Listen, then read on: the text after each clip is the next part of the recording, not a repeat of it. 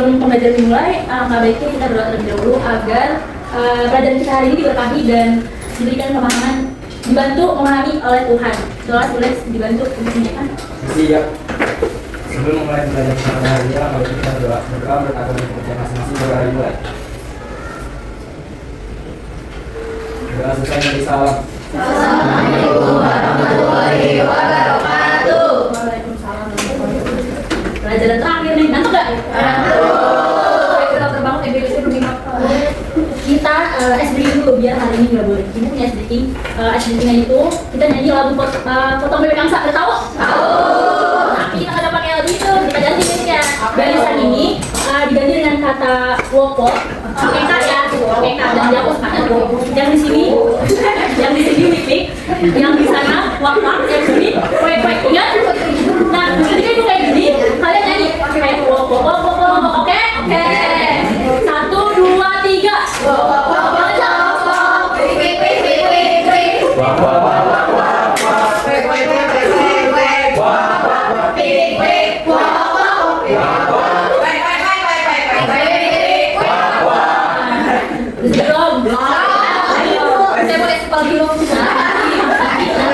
Nanti ada angpau dari Ibu, tenang aja. Nah, Ibu ingin mengajak kalian ke kelas minggu lalu. Jadi hari ini kita belajar apa? Integrasi dan reintegrasi. Betul, minggu lalu itu kita sudah belajar tentang konsep integrasi dan reintegrasi di lingkungan masyarakat yang nyata. Nah, minggu ini juga masih ngebahas dua topik itu, tapi kita bedanya minggu itu lebih di perdalam lagi, yaitu tentang upaya integrasi dan reintegrasi sosial namun di masyarakat digital, yaitu masyarakat media sosial.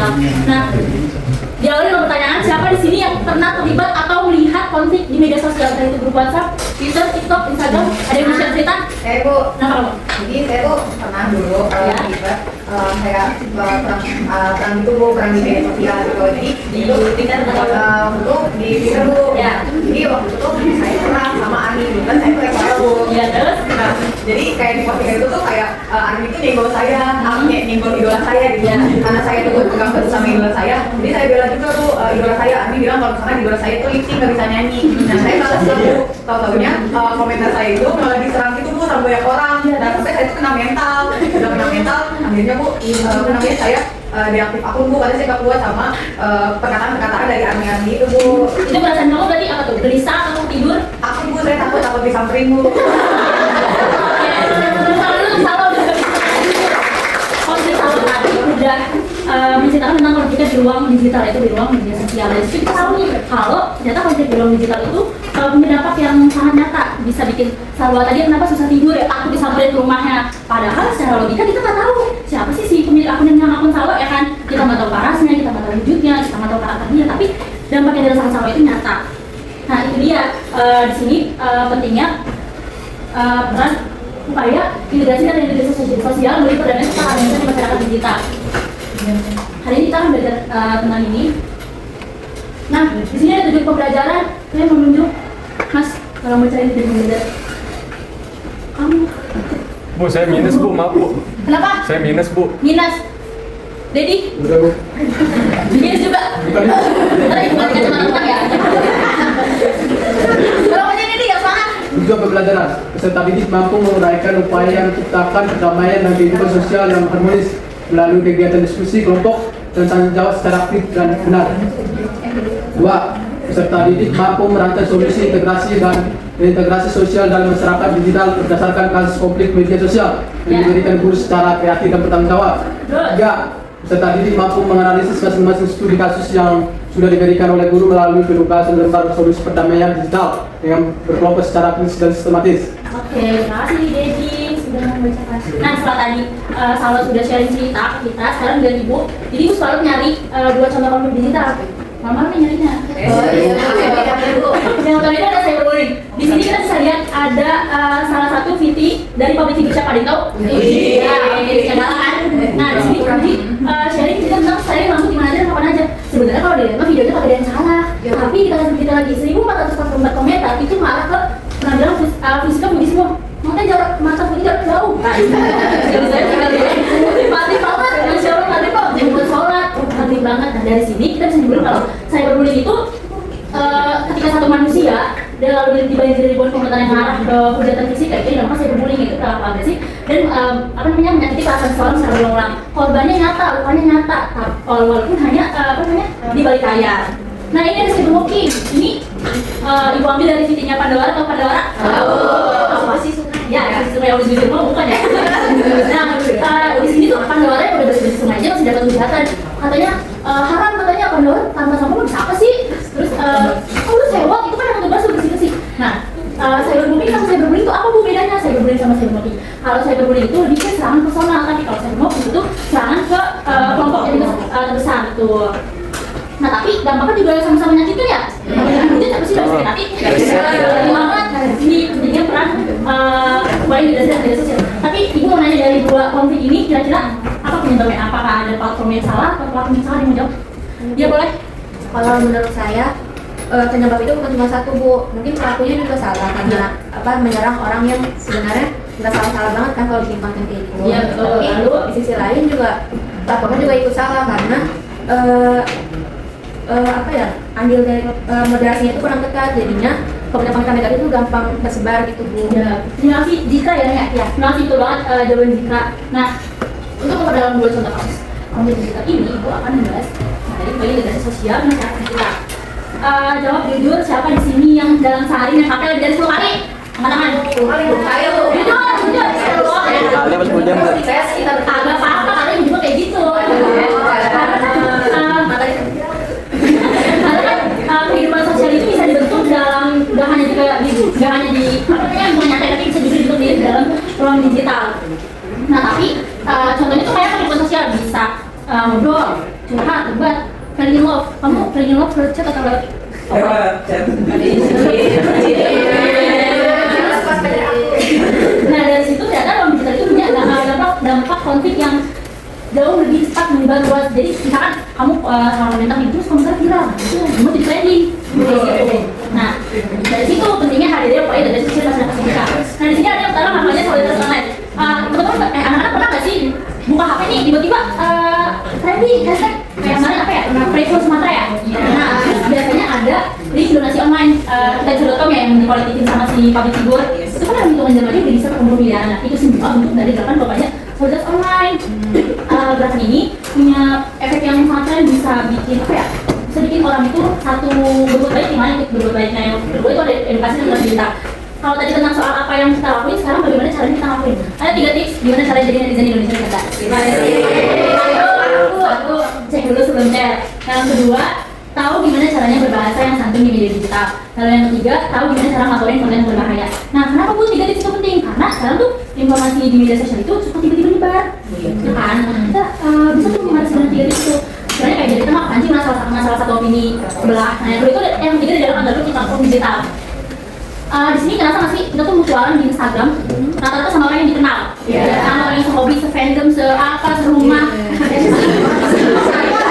sama apa, orang tua. Nah dari sini tuh bentuknya namanya polarisasi, polarisasi yang kalau ada yang kenal, siapa sih nggak kenal, gak usah probek lah gitu ya kan? Lalu kan kayak gitu. Nah dari sini pentingnya dialog antar grup, jadi kita bisa mengarahkan nih diskusi yang lebih hangat, yang lebih terarah. Jadi polarisasinya tuh nggak makin parah, bisa daripada kita bahas-bahas di kolom komentar ya, itu komen jadi ramai, mending kita berdialog dulu. Nah selanjutnya ada upaya integrasi di masyarakat digital. Setelah tadi kita belajar tentang upaya integrasi, sekarang kita belajar upaya reintegrasi itu upaya menyatukan kembali hubungan yang sempat retak, sempat terganggu untuk bisa menciptakan perdamaian masyarakat digital. Pertama itu di media online. Di setiap konflik media sosial itu harus ada yang namanya tim penengah, tim meta, nggak yang sana, nggak yang sini. Terus fungsinya apa Bu? Fungsinya itu biar bisa memberikan diskusi jalan keluar dari konflik dalam kepala dingin, bukan kepala batu. Nah terus yang kedua ada klarifikasi dan koreksi informasi. Ini ada kaitannya sama edukasi dan literasi digital tadi. Jadi kita penting untuk mencek dulu sebelum men-share, karena kadang pernah lihat nggak video wawancara artis, dia itu biasa aja tapi sama akun gosip kayak Lambe Tura lah misalnya itu di-cut di bagian klimaks konfliknya. Jadi kan itu netizen person juga keluar ya. Iya. Tuh jadi penting banget buat mengoreksi dulu ke sumber terpercayanya. Lalu yang ketiga adalah rekonsiliasi permintaan publik. Kalau kita nggak sengaja buat konflik di mana namanya? Nah kita juga harus minta maaf di depan publik. Nggak boleh tuh kita minta maaf di depan orang tua, nggak boleh. Itu namanya bukan konflik pribadi. Kayak siapa yang lagi viral? Sarwenda. Cio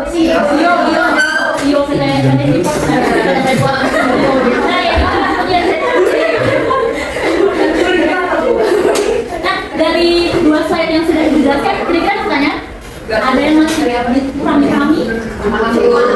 Oke, saatnya diskusi. Nah, aku mau kalian membentuk kelompok.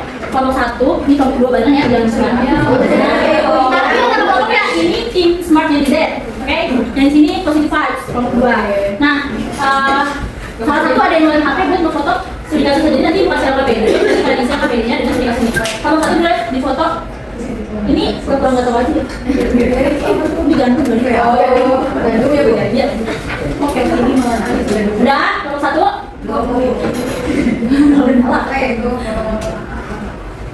Nah, yang kelompok 2, tahu nggak konten ini? Tahu. Iya, dari kata-katanya udah jago bacaan. Nah, penalti. Udah, kelompok 2 difoto. Udah. Nah, gue akan bagiin. Jadi yang salah satu.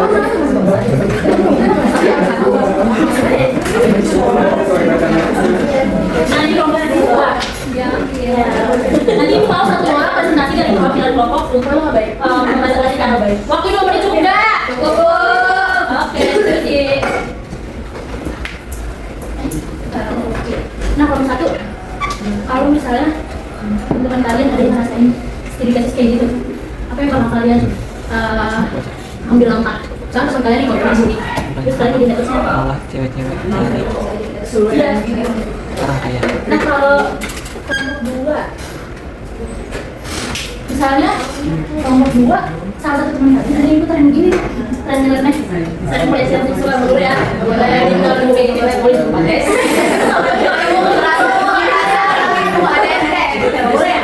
belum dulu kan. Apa kalian langsung dekat dengan kalian dan Hapus. Blok di blok.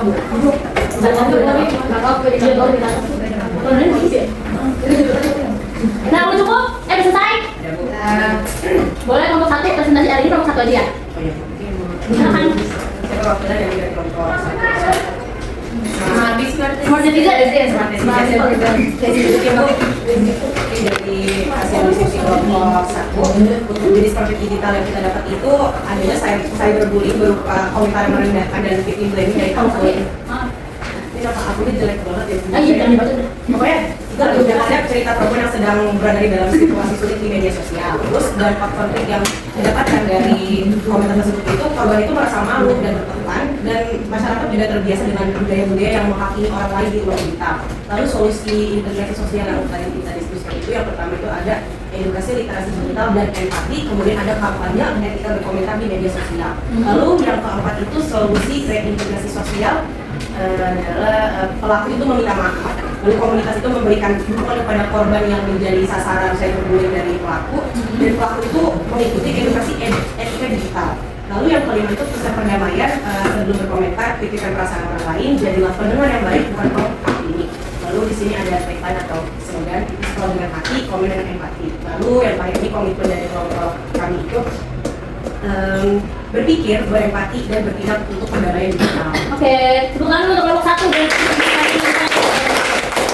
Kita evaluasi bareng-bareng ya dari jawaban diskusi kalian. Kita bisa tahu kalau solusi integrasi dan integrasi itu bisa dimulai dari hal kecil kayak contohnya nggak bikin hoax, terus ngajak teman untuk dialog, berani speak up di konten yang salah. Nah, kita udah diskusi. Sekarang Ibu mau ngajak kalian ngomong. Jadi kita nanti di sini nyari kata, tahu nggak? Tahu. Aki kita spin. Minta tolong sama yang cewek di pojok. Sama yang cewek. Siapa namanya Kak? Dina ya? Benar Ibu. Tapi itu udah mulai di lupa. Nah kita akan spin. Tapi kamu nanti tutup mata. Temen Rana tahu nggak? Kartun SpongeBob yang main mesin capit itu. Ada mantranya apa? Jadi mesin. Ya, jadi mesin. Nah, nanti kalian rame-rame kayak gitu untuk ngomongin besi. Cina. Iya, jadi besi. Juga ya, apa yang kayak gitu. Baru channel klik. Jadi mesin. Nah, sini. Jadi besi. Nah, klik dulu. Nah, ya. Oke. 1, 2, 3 M nih. Jadi mesin. Jadi mesin.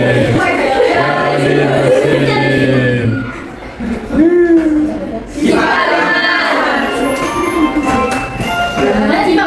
Masuk dulu. Saya juga sih Pak. langsung aja. Oh ya game ya. Gamenya ini, nanti kamu tinggal nyontek aja di depan. Ini video.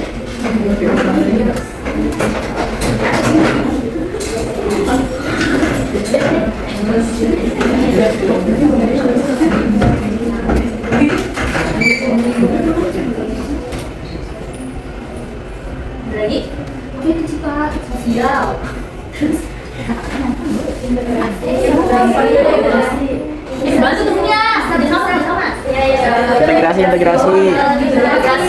Literasi digital itu. Lagi. Rasnya yang E.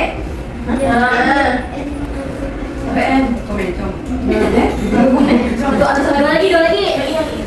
Nah, Tuh ada Integrasi. paling atas.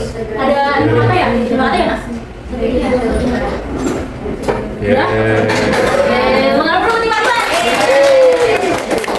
Makasih Tina.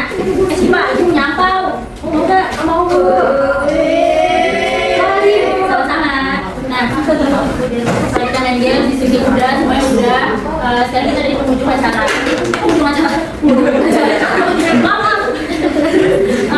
Kira-kira kita belajar apa aja ya dari awal sampai akhir? Apa ada yang mau tangan-tangan? Saya Bu. Boleh? Siapa dulu? Oke ya. Silakan berdasarkan pembelajaran yang telah dipelajari hari ini.